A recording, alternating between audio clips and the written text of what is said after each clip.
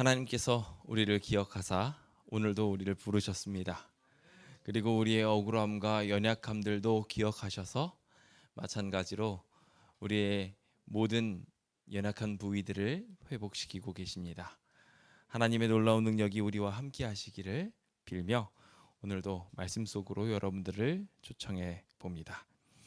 오늘은 스가랴서에 있는 이야기 두 번째 시간으로 스가랴의 8이상 중 후반부 4가지를 함께 나눠보는 시간을 갖도록 하겠습니다.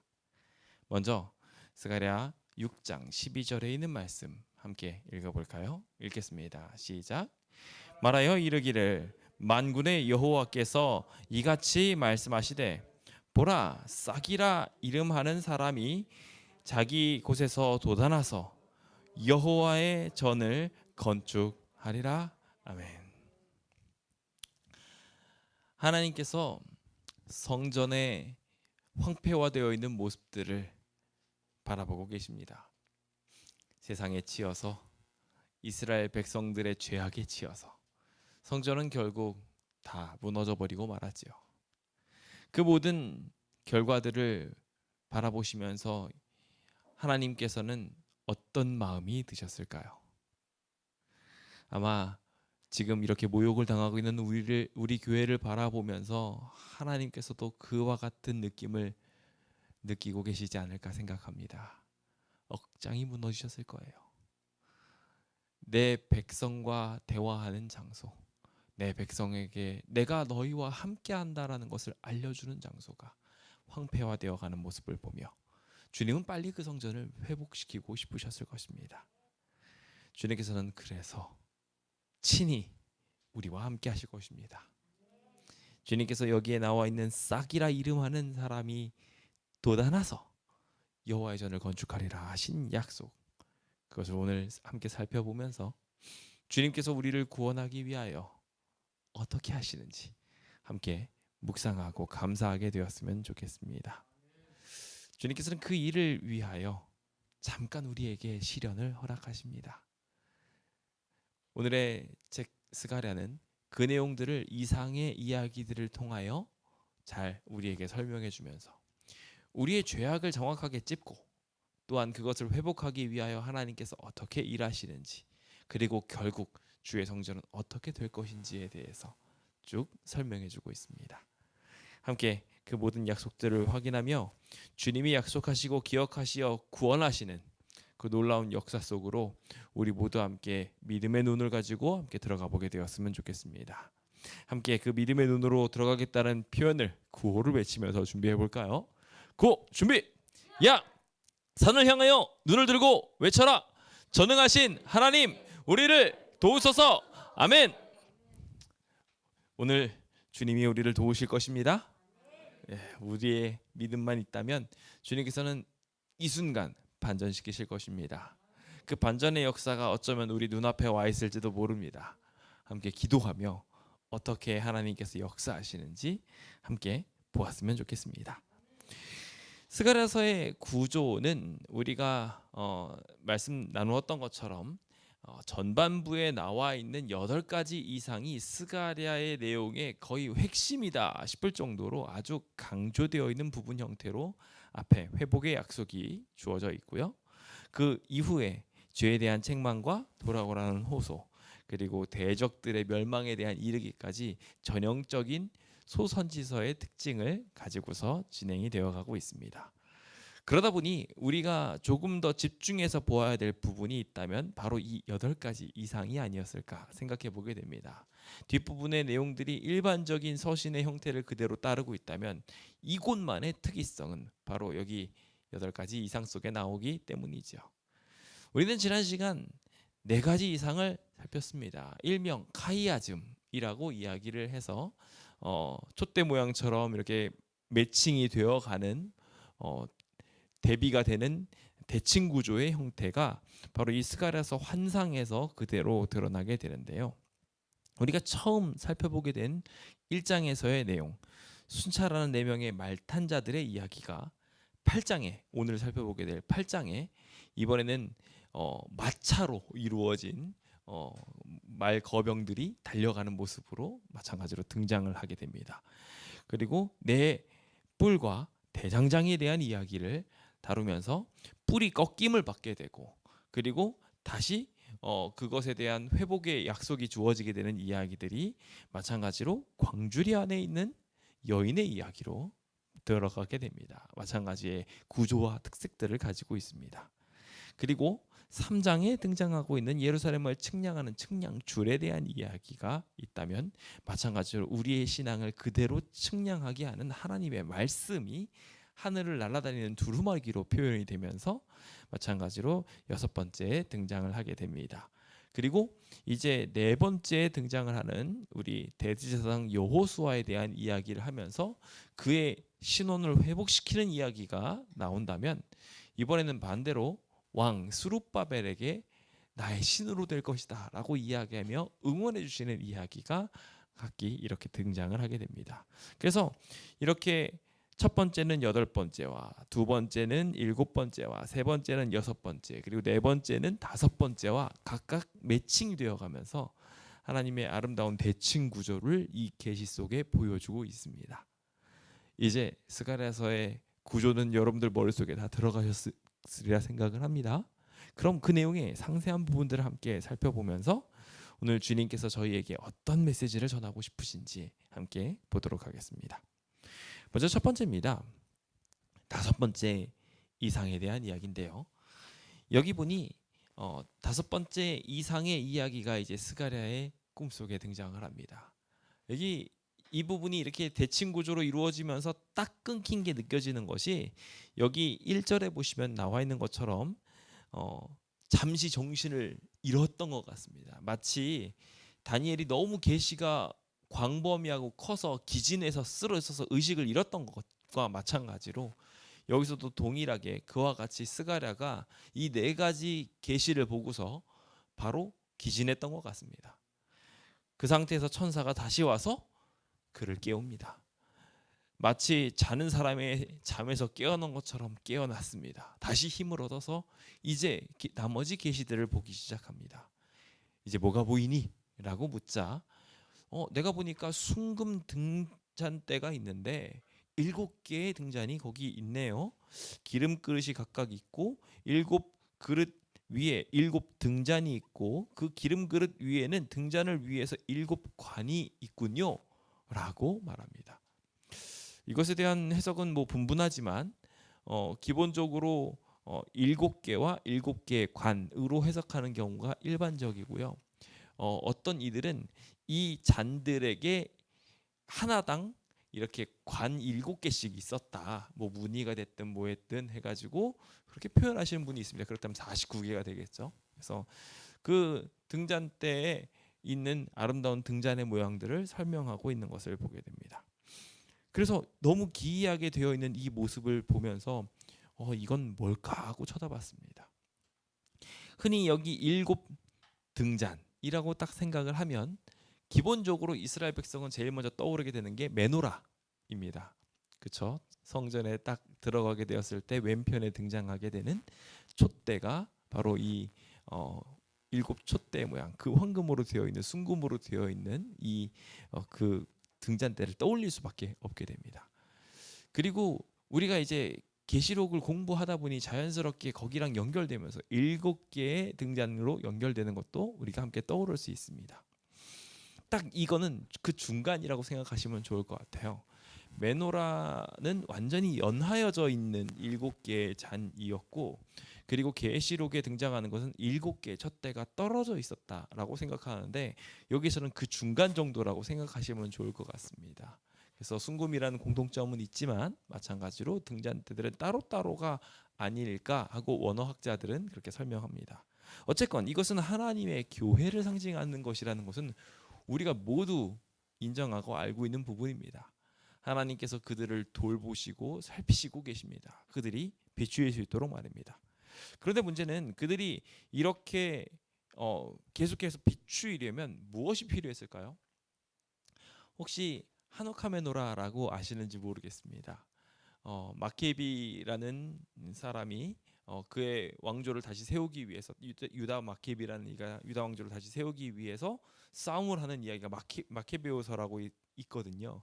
그 내용을 보면은 그가 마지막에 난관을 맞이하게 되는 것이 바로 이 메노라의 모습이었습니다. 촛대 기름이 없는 겁니다. 그런데 그것에 그냥 믿음을 가지고 순종해서 바로 그날부터 예배를 드리기 시작합니다.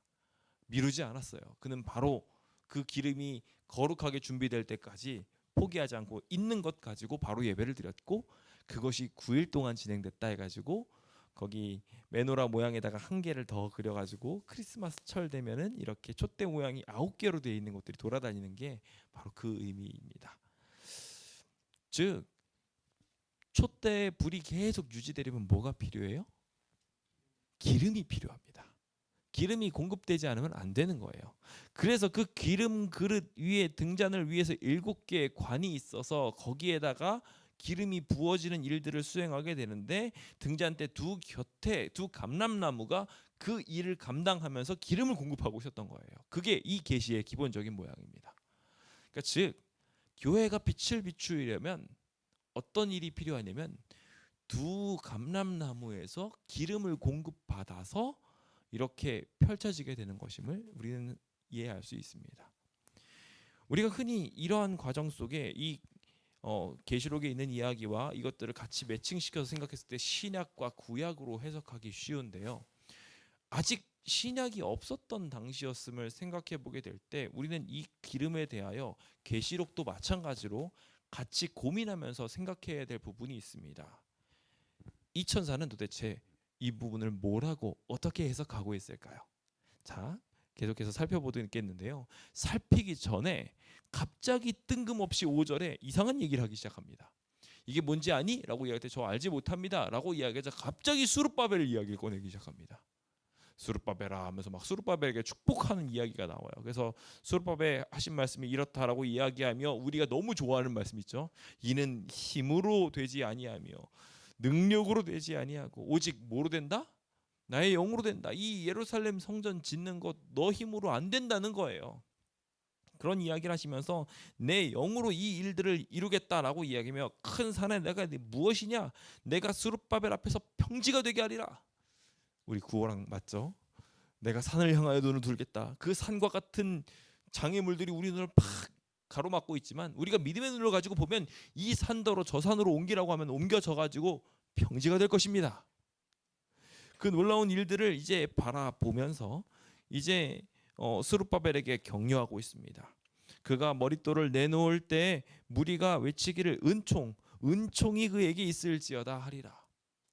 스룹바벨을 계속해서 격려하시는 이야기가 등장을 합니다. 잠깐 이 내용을 보니까 방금 전 우리가 살펴보았던 우리 지난 시간에 살펴보았던 우리 3장에 등장하는 여호수아의 모습과 너무 비슷합니다.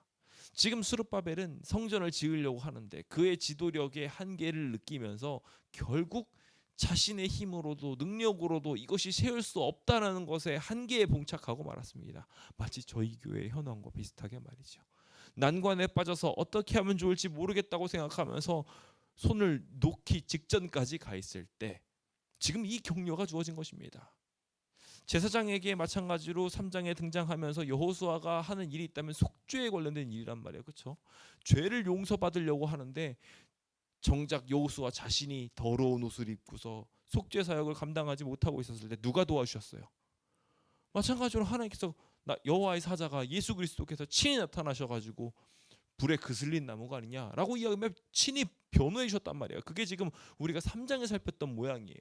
그 모양과 똑같이 매치되어져서 네 번째 계시와 다섯 번째 계시가 똑같이 스룹바벨을 격려하는 모습으로 만들어지고 있는 것입니다. 자, 여기서 우리는 벌써 힌트를 느낄 수 있습니다. 스룹바벨에 대한 이야기를 했을 때 잠깐 아까 전에 봤던 계시와 매칭을 시켰다면 이 두 감람나무가 누구인지 알 수 있게 됩니다. 네, 이 두 감람나무에 대하여 계속해서 설명하는 내용을 볼까요? 작은 일이라고 이야기하면서 멸시하는 사람이 누구냐라고 이야기하면 이 성전 세우는 일 아주 큰 일이다라고 이야기하면 스룹바벨에게 아주 격려를 이어가면서 주님께서 축복하시는 이야기가 계속 10절에 등장하고 그거에 이어서 하나님께서는 이 일곱이 온 세상에 다니는 여호와의 눈이다라고 이야기를 하며 아직도 이해를 못하고 있는 이에게 힌트를 주십니다. 이 일곱 개의 눈이 지금 너네들을 열심히 살펴보고 있고 도와주고 있고 곁에 있어 라고 말입니다. 그런데 문제는 아직도 스가랴는 무슨 말인지 모릅니다. 도대체 제가 물은 거는 이 등잔대의 좌우에 있는 이 두 감람나무가 중요해 보이는데 이 등잔대가 불이 타오르려면 여기서 기름을 받아야 되는데 여기 도대체 뭡니까? 라고 이야기를 하자 아직도 모르겠니?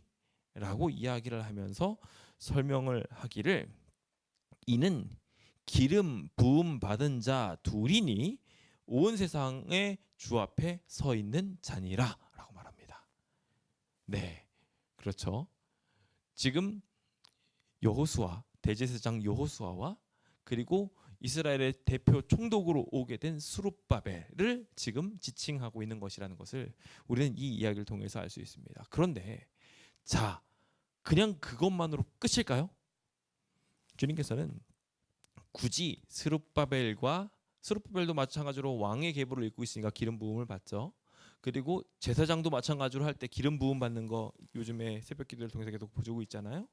자, 그럼 이 기름 부음 받은 두 사람이 지금 다 이 잔에다가 공급을 하고 있다고 말하고 있다는 것은 그냥 단순히 여기 등장하고 있는 인물 두 사람만이 아니라 기름 부음 받은 자라는 것을 떠올리게 만들어 줍니다. 자, 이것은 두 가지 의미가 다 있는 거예요. 기본적으로 이 사람 인물을 말하는 것과 동시에 기름 부음을 받아서 일하고 있는 자들, 즉 영적으로 제사장들이 되거나 선지자들이 되어 주님을 위하여 열정적으로 일하는 하나님의 영적인 일들을 관장하는 이들, 그렇죠? 그들을 위해서 기름을 붓게 되죠. 그리고 또 다른 부류에 있는 이 나라를 통치하고 행정을 도와주는 이들, 그들에게도 주님께서 기름을 부으셨습니다. 그 두 사람이 마찬가지로 기름을 같이 부어줘야 활활 타오를 수 있다는 거예요. 제가 여기에 시간을 이렇게 많이 들인 이유가 지금 딱 6일 선거 때이기 때문에 그렇습니다. 저희가 기도 많이 해야 돼요. 그동안 저희는 어디를 위해서 많이 기도했냐면 대제사장 여호수아를 위해서 많이 기도했어요. 저 사람이 우리를 이제 대표해서 영적인 리드를 잘해주고 죄를 용서해줘야 내가 구원받아 하면서 나는 신앙인이니까 하면서 그쪽으로만 기도를 많이 했었는데 아니라는 거예요. 주님께서는 이거 하나님께서 하나님의 일꾼으로 삼은 사람 중 하나를 정치인들이나 권세자들 이런 자들 다 하나님께서 도구로 쓰시는 분들이라는 거예요. 우리가 그들을 위해서 기도해야 돼요.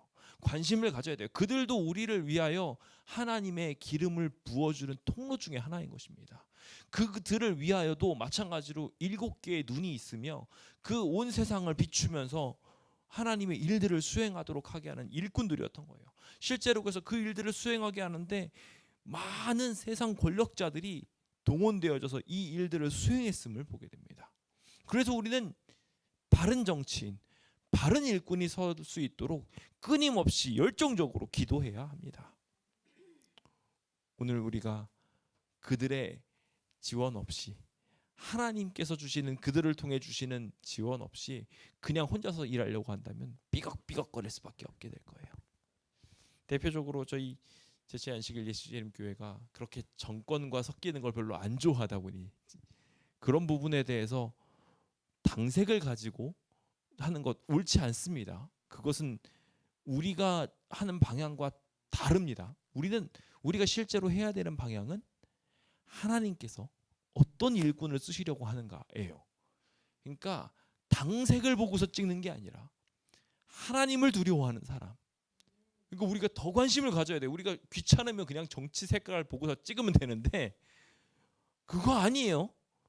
우리가 제대로 눈을 뜨려면 이 사람이 정말 하나님을 경외하는 사람이고 하나님의 뜻에 맞게 정직하게 일하는 사람이냐, 정말 이 사람을 통해 하나님이 일하실까라는 것을 생각하고 선출해야 된다는 거예요. 그렇죠? 그 일들이 오늘 우리의 삶에 이루어진다는 것을 꼭 기억하게 되셨으면 좋겠습니다. 그것이 오늘 우리가 살펴보게 될 첫 번째 교훈입니다.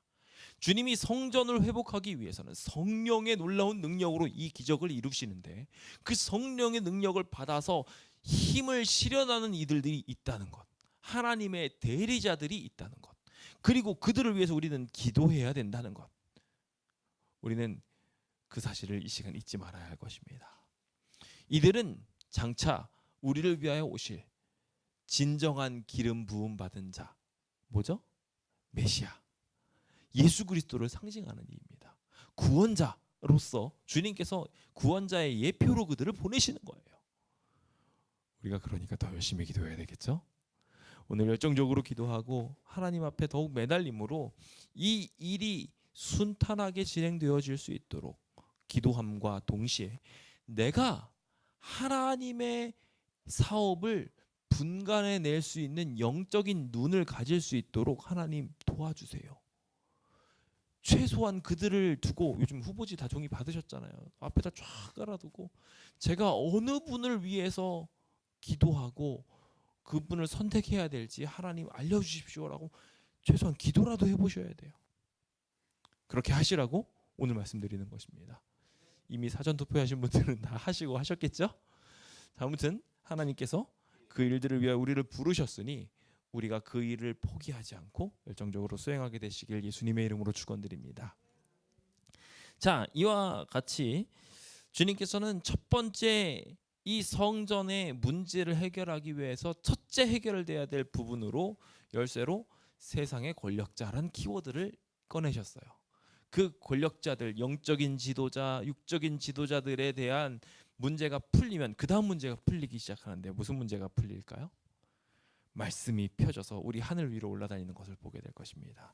날아다니는 두루마기예요. 그래서 두루마기가 크기가 있는데 여기 참 재밌습니다. 20규빗, 너비가 10규빗이에요. 이게 뭐냐면 성소 모양 크기예요. 예, 성소 크기가 딱 이 크기입니다. 그러니까 날아다니는 두루마기에 하나님의 말씀이 빼곡하게 기록되어 있는데 그게 성전으로 딱 성전의 크기 모양만큼 이렇게 하늘에서 쫙 날아다니고 있는 것입니다. 그러면서 그 두루마기가 무슨 일을 하냐면 도둑질하는 자들, 거짓 맹세하고 막 이런 잘못된 길을 걸어가는 사람들을 싹 올감해서 그들을 심판하는 역할을 하는 것이 바로 이 날아다니는 두루마기의 모양이었습니다. 여기 모양 그림을 보니까 막 하늘에 이렇게 두루마기가 샥 날아다닌다고 생각하니까 되게 멋있을 것 같습니다. 그렇죠? 나르는 양탄자처럼 하나님의 말씀이 그렇게 샥 날아다니면서 도둑의 집에도 들어가고 망령되이 맹세하는 자들의 집에도 들어가서 그 말씀이 역사하시는 이야기가 등장합니다. 자, 이 역사하시는 이야기, 우리는 이걸 어떻게 해석하면 좋을까요? 그렇습니다. 하나님의 말씀이 전파되는 거예요. 하나님의 뜻이 전달되어지는데 수많은 행악자들의 집에까지 전달되어지는 것입니다. 우리가 현재 계획하고 있는 일들이에요.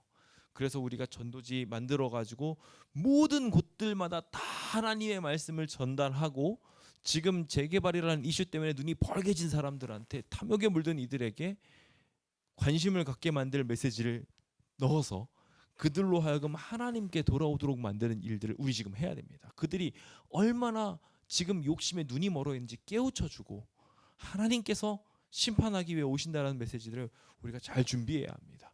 제가 지금 이 전단지 내용을 위해서 고민을 하고 있는데 제가 욕심이 많은 건지 아무리 잘 만들어 보려고 해도 성에 차지가 않습니다. 기도 좀 많이 해주십시오. 하나님께서 역사하실 만한 좋은 전도지가 만들어질 수 있도록 응원 좀 많이 부탁드립니다. 이 일이 이루어져야 합니다. 그들의 집에 머무르며 그들을 사르고 그들을 심판하며 그들이 주님께로 다시 돌아올 수 있도록 만드는 일을 해야 돼요.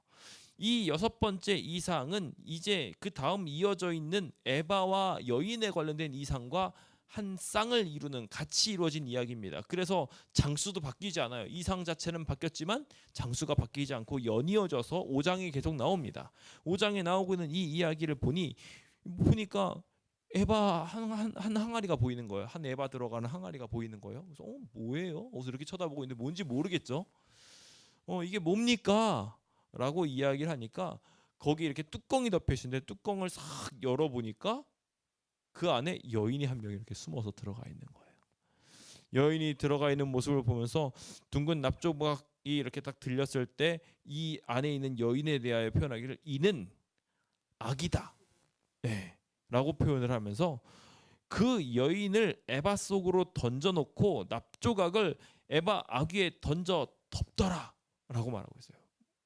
즉 마치 매장당하는 것처럼 이 여인이 심판받아 그곳에 어두운 곳에 갇히게 되는 모양을 표현하고 있습니다.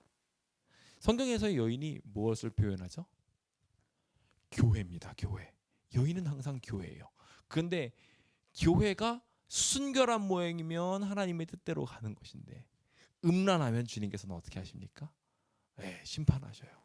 마찬가지로 이 여인, 마찬가지로 죄악으로 가득 차서 고멜이 심판받았던 것 마냥 지금 이렇게 항아리 속에 들어가는 심판을 받고 있는 것입니다.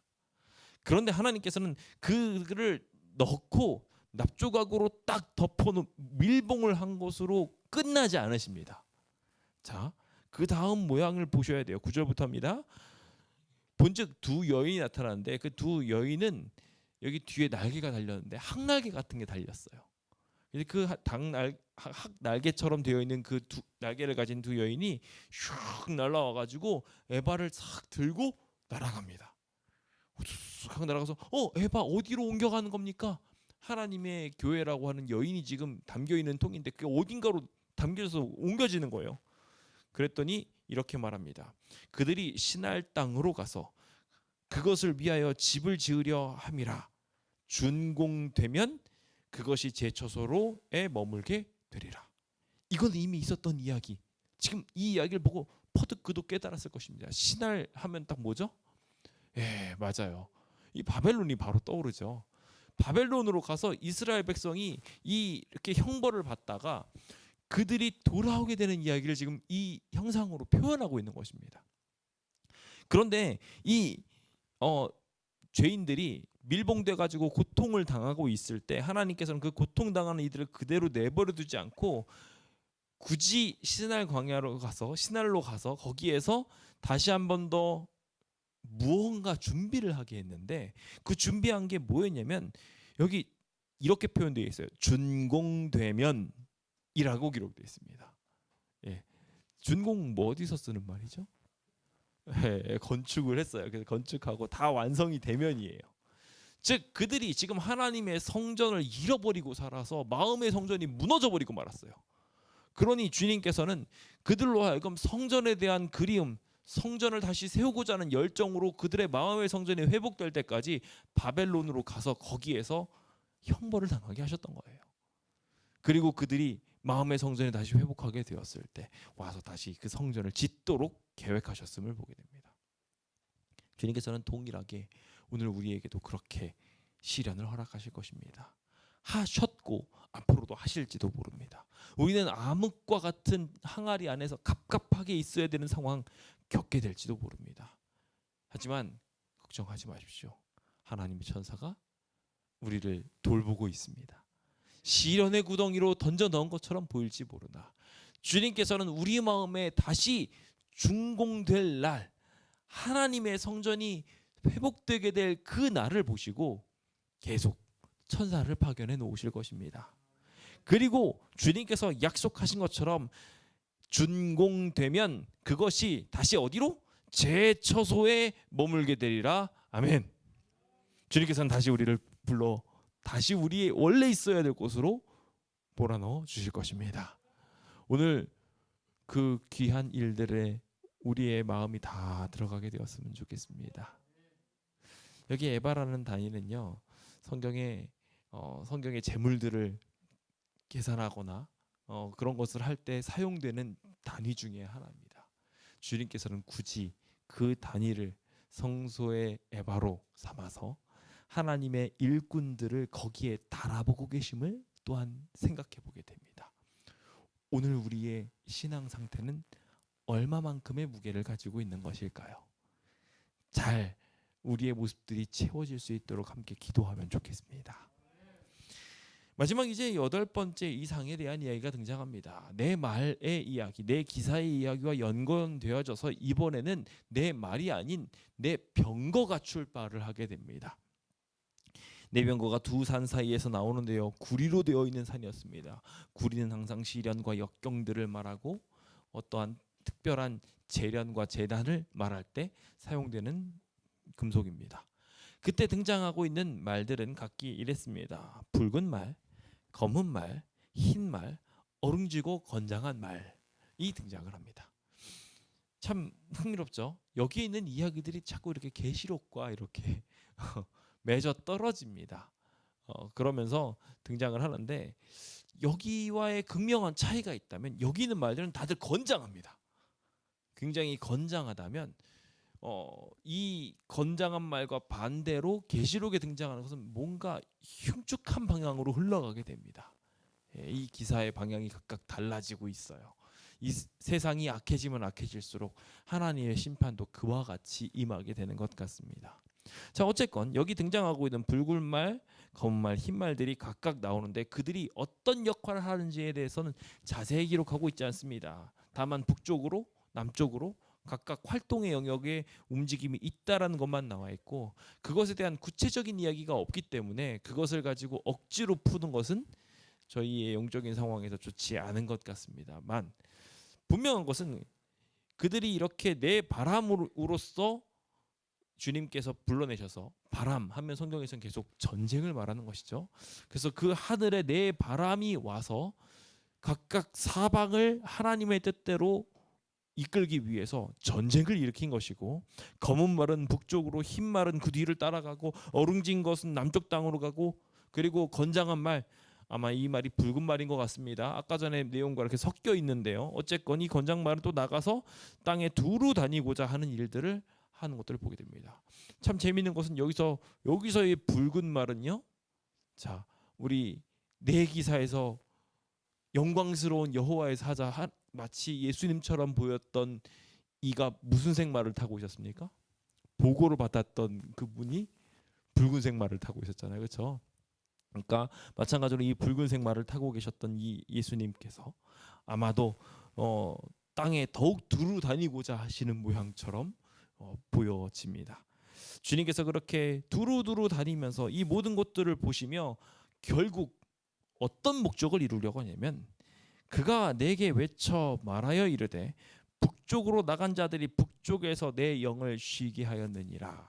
즉 아까 날아갔던 이 검은 말과 흰 말이 뒤를 따라서 북쪽을 평탄케 하면서 북쪽은 항상 이스라엘에게는 그들의 대적이 오는 방향이었습니다.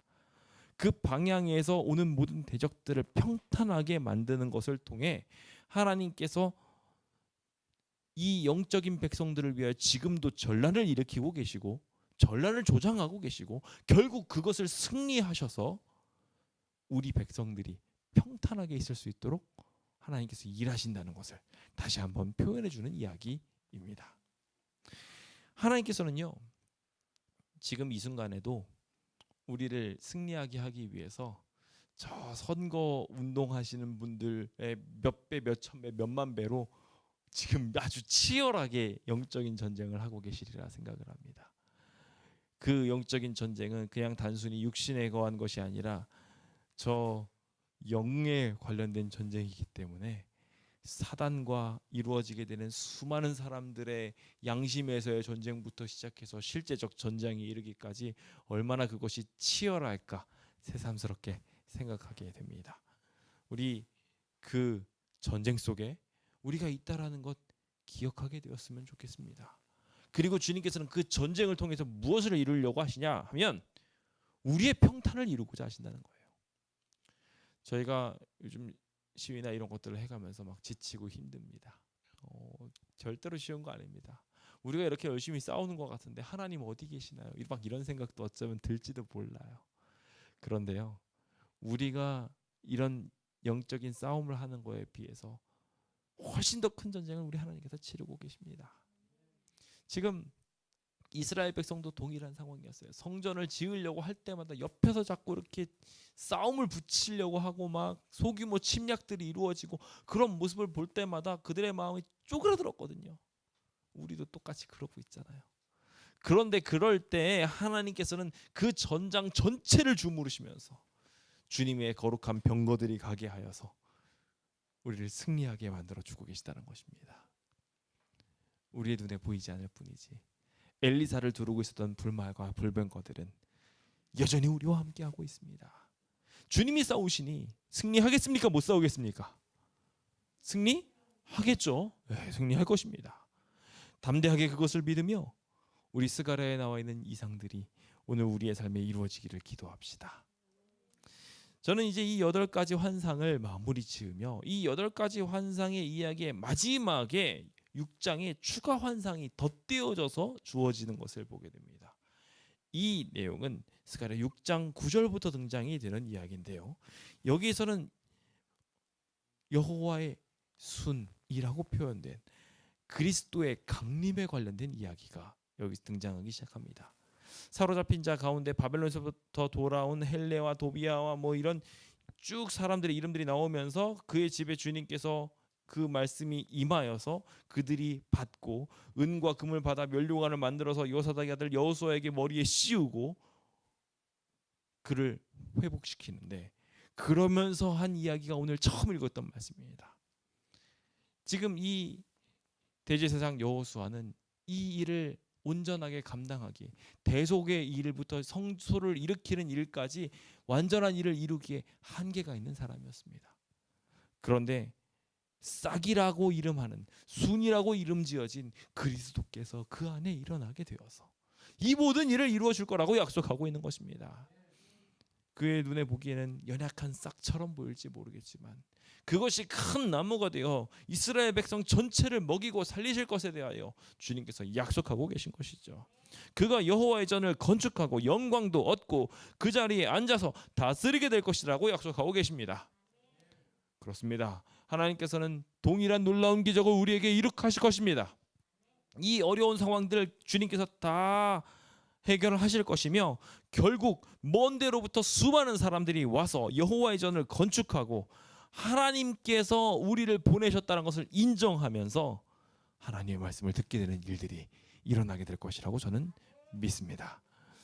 이제 우리 교회의 상황도 이와 같이 풀리게 될 것이라 저는 믿습니다. 하나님께서 이루어 가시는 놀라운 기적들을 믿으며 우리가 지금 해야 될 몇 가지 결심들이 있음을 기억하십시오. 첫 번째, 기름 부음 받은 지도자들을 위해서 기도해야 된다는 것입니다. 오늘 꼭 들어가셔서 기도하십시오. 기름 부음 받은 자들을 위해서 열심히 기도하고 그들을 도와주려고 애를 써야 됩니다. 두 번째, 주님께서 심판의 메시지와 회복의 메시지를 전달하고 계시다는 것. 그래서 그것을 통하여 우리에게 심판하고자 하시고 두루마기와 에바의 통을 통하여 우리에게 심판하고자 하시고 결국 돌이키고자 하신다는 것을 기억하셔서 오늘 우리가 무슨 범죄를 저질렀나 곰곰이 생각해보며 돌이키게 되는 기적의 일들이 오늘 일어나게 되었으면 좋겠습니다. 마지막으로 하나님의 바람이 지금 우리를 위해서 싸우고 있다는 것 기억해야 한다는 것입니다. 주님은 결국 우리를 승리하게 하실 것입니다. 우리 주님의 말씀을 믿으며 오늘도 승리하게 되시는 주의 백성 되시길 간절히 바라면서 오늘 모든 말씀을 마치도록 하겠습니다. 감사합니다.